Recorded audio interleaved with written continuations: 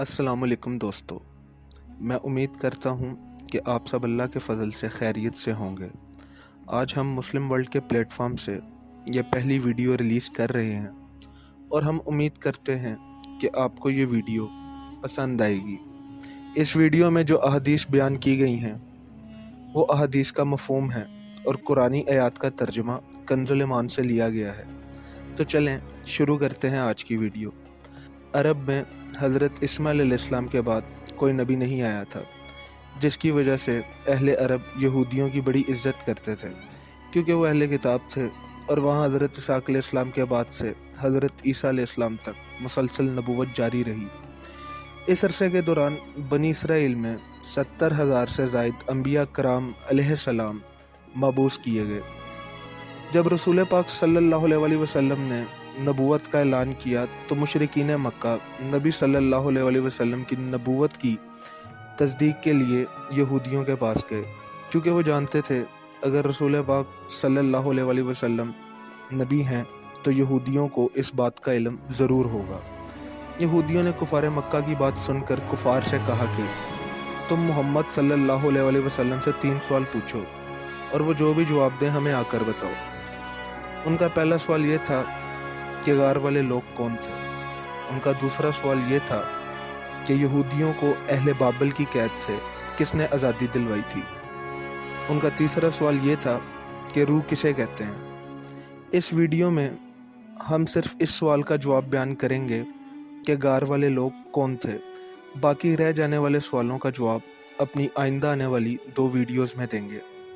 कुफार मक्का ये सवाल लेकर नबी पाक सल्लल्लाहु अलैहि वसल्लम के पास गए और जवाब मांगा। अल्लाह ताला ने कुफार के सवाल पर वही नाजिल की और इस वही में सूरह कहफ की आयत नाजिल हुई, जिनका तर्जुमा ये है।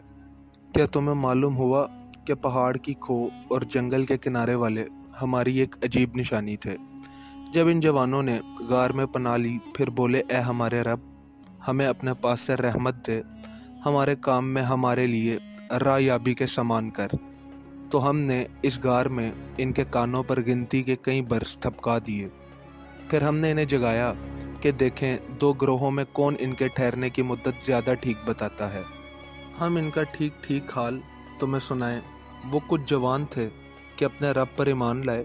हमने इनको हदायत बढ़ाई और हमने इनके दिलों की धारस बंधाई जब खड़े होकर बोले कि हमारा रब वो है जो ज़मीन और आसमान का रब है, हम इसके सिवा किसी माबूद को ना पूजेंगे। ऐसा हो तो हमने ज़रूर हद से गुजरी हुई बात कही। ये जो हमारी कौम है इसने अल्लाह के सिवा खुदा बना रखे हैं, क्यों नहीं लाते इन पर कोई रोशन सनद। इससे बढ़कर जालिम कौन है जो अल्लाह पर झूठ बांधे। और जब तुम इनसे और जो कुछ वो अल्लाह के सिवा पूछते हैं सबसे अलग हो जाओ तो गार में पनाह लो। तुम्हारा रब तुम्हारे लिए अपनी रहमत फैला देगा और तुम्हारे काम में आसानी के समान बना देगा। और ए महबूब, तुम सूरज को देखोगे कि जब निकलता है तो इनके गार से दाहिनी तरफ बच जाता है और जब डूबता है तो इन्हें बाईं तरफ कतरा जाता है, हालांकि वो इस गार के खुले मैदान में है। ये अल्लाह की निशानियों से है। जिसे अल्लाह राह दे तो वही राह पर है और जिसे गुमराह करे तो हरगिज़ इसका कोई हमायती राह दिखाने वाला ना पाओगे। और तुम इन्हें जागता समझो और वो सोते हैं और हम इनकी दाहिनी बाईं करवटें बदलते हैं। इनका कुत्ता अपनी कलाइयाँ फैलाए हुए गार की चौखट पर है। ऐ सुनने वाले, अगर तू इन्हें झांक कर देखे तो इनसे पीठ फेर कर भागे और इनसे हैबत में भर जाए। और यूं हमने इनको जगाया, आपस में एक दूसरे से अहवाल पूछें। इनमें एक कहने वाला बोला, तुम यहाँ कितनी देर रहे। कुछ बोले कि 1 दिन रहे या दिन से कम। दूसरे बोले, तुम्हारा रब खूब जानता है जितना तुम ठहरे। तो अपने में एक को ये चांदी लेकर शहर में भेजो, फिर वो गौर करे कि वहाँ कौन सा खाना ज़्यादा सुथरा है कि तुम्हारे लिए इसमें से खाने को लाए और चाहे कि नरमी करे और हरगिज़ किसी को तुम्हारी इत्तला न दे। बेशक अगर वो तुम्हें जान लेंगे तो तुम्हें पथराव करेंगे या अपने दीन में फेर लेंगे, और ऐसा हुआ तो तुम्हारा कभी भला ना होगा। और इसी तरह हमने इनकी इत्तला कर दी कि लोग जान लें कि अल्लाह का वादा सच्चा है, क़यामत में कुछ शुबा नहीं। जब वो लोग इनके मामले में बाहम झगड़ने लगे तो बोले, उनकी गार पर कोई इमारत बनाओ, इनका रब इन्हें खूब जानता है। वो बोले, जो इस काम में गालिब रहे थे कसम है कि हम तो इन पर मस्जिद बनाएंगे। अब कहेंगे वो 3 है, चौथा इनका कुत्ता। कुछ कहेंगे 5 है, छठा इनका कुत्ता। बे देखे अलाउ तका बात। और कुछ कहेंगे 7 हैं, 8वां इनका कुत्ता। तुम फरमाओ मेरा रब इनकी गिनती खूब जानता है। इन्हें नहीं जानते मगर थोड़े, तो इनके बारे में बहस ना करो, मगर इतनी ही बहस करो जो जाहिर हो चुकी। और इनके बारे में किसी किताबी से कुछ ना पूछो, और हरगिज़ किसी बात को ना कहना कि मैं कल ये कर दूंगा, मगर ये कि अल्लाह चाहे। और अपने रब की याद कर जब तुम भूल जाओ, और यूं कह के करीब है मेरा रब, मुझे इससे नज़दीक तर रास्ता की राह दिखाए। और वो अपने गार में 300 बर्फ ठहरे, 9 ऊपर।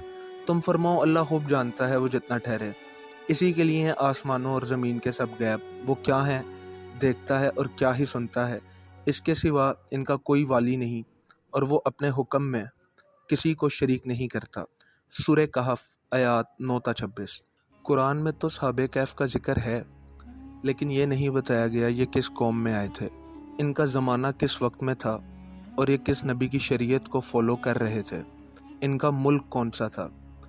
असहाबे कैफ का ज़माना रोमन बादशाह दकियानूस, जिसको हम अंग्रेज़ी में दैसियस कहते हैं, के वक्त का था। असहाबे कैफ में जो शख्स सबका लीडर था वो इस बादशाह का दामाद था, और इसने दकियानूस को सजदा करने से इनकार कर दिया था। ये वाक़या 250 ईस्वी से शुरू हुआ जब वो नींद में चले गए, और फिर जब वो नींद से जागे तो वो साल 487 ईस्वी से 490 के दरमियान था। याद रहे कि रसूल पाक सल्लल्लाहु अलैहि वसल्लम की पैदाइश ईस्वी सालों के मुताबिक 571 ईस्वी में हुई थी।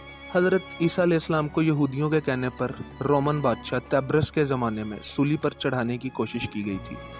ये 36 ईस्वी का साल था, और नबी पाक सल्लल्लाहु अलैहि वसल्लम की हदीस के मुताबिक ईसा इब्ने मरियम को 36 साल की उम्र में आसमानों पर उठाया गया, और वो इसी उम्र में दोबारा ज़मीन पर भेजे जाएंगे। मौजूदा ईस्वी साल 2023 है, और ये कैलेंडर हज़रत ईसा अलैहिस्सलाम की पैदाइश के साल से शुरू हुआ। 280 ईस्वी तक रोमन एम्पायर यूनानी देवताओं की इबादत करता रहा, लेकिन 280 ईस्वी में रोमन बादशाह कॉन्स्टेंटाइन ने ईसाईयत कबूल कर ली। 280 ईस्वी तक ईसाइयों को देखते ही कत्ल कर दिया जाता था। रोमन एम्पायर ने यहूदियों के वरगलाने और अपने यूनानी मज़हब को बचाने के लिए तकरीबन 9 लाख ईसाई कत्ल किए। असहाबे कैफ ने जो कलमा पढ़ा था वो अल्लाह ने उन्हें गैब से बताया था, और वो ये था, ला इलाहा इल्लल्लाह ईसा रसूलुल्लाह। इस वक्त तक ईसाईयत एक सच्चा मज़हब था, उसमें 3 खुदाओं वाली गलाजत यहूदियों ने बाद में डाली थी। तब तो ईसा अलैहिस्सलाम को अल्लाह का रसूल और अल्लाह को ही वाहिद खुदा माना जाता था। असहाबे कैफ सच्ची ईसाईयत पर ईमान लाए थे। असहाबे कैफ का वतन मौजूदा अर्दन है, और ये गार अर्दन में वाक़या है। नबी पाक सल्लल्लाहु अलैहि वसल्लम के वाक़यात को बयान करना इस चैनल का बुनियादी मकसद नहीं। ये वाक़यात आपने पहले भी पढ़े होंगे, और बहुत से लोगों ने इस चीज़ का इजहार किया होगा। हमारा असल मसला यही है कि हम सबक नहीं सीखते, हम चीज़ों को सुनते हुए भी अनसुना कर देते हैं। नबी पाक सल्लल्लाहु अलैहि वसल्लम की हदीस के मुताबिक जब तुम्हारे सामने दज्जाल आए तो तुम इसका मुकाबला मत करना, क्योंकि इस वक्त तक कामिल ईमान वाले भी इसके बेकावे में आ जाएंगे। अगर तुम इसके फितने से बचना चाहते हो तो जुम्मे के रोज़ सूरह कहफ की तिलावत किया करो। अब अगर आप उस हदीस पर गौर करें तो असहाबे कैफ फितने से बचते हुए गार में पनाह ले गए थे। हमारे लिए आखिरी पनाहगाह कुरान पाक है, और नबी पाक सल्लल्लाहु अलैहि वसल्लम की सुन्नत और हदीस है।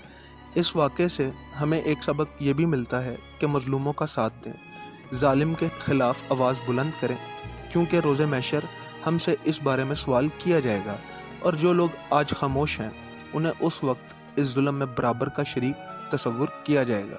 हमें इस्लाम यही बात सिखाता है कि आप लोग हक़ का साथ दें, फितनों से बचें, अपनी अक्ल का इस्तेमाल करें। कुरान पाक अल्लाह ताला की आखिरी निशानी है, इसे समझना कोई मुश्किल बात नहीं। अगर आप लोग इसे समझेंगे, इसके मायने को बेहतर अंदाज में अपनी अक्ल के ज़रिए समझने की कोशिश करेंगे, तो आप बहुत से राजों पर से पर्दा उठता देखेंगे।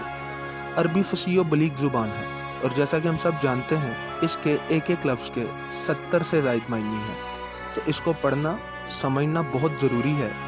लिहाजा मैं अल्लाह ताला से दुआ करता हूँ वो हम सब का हामी और नासिर हो, और हमें फितनों से बचाए, क्योंकि हमें फितने से बचाने वाला सिर्फ अल्लाह ताला ही है।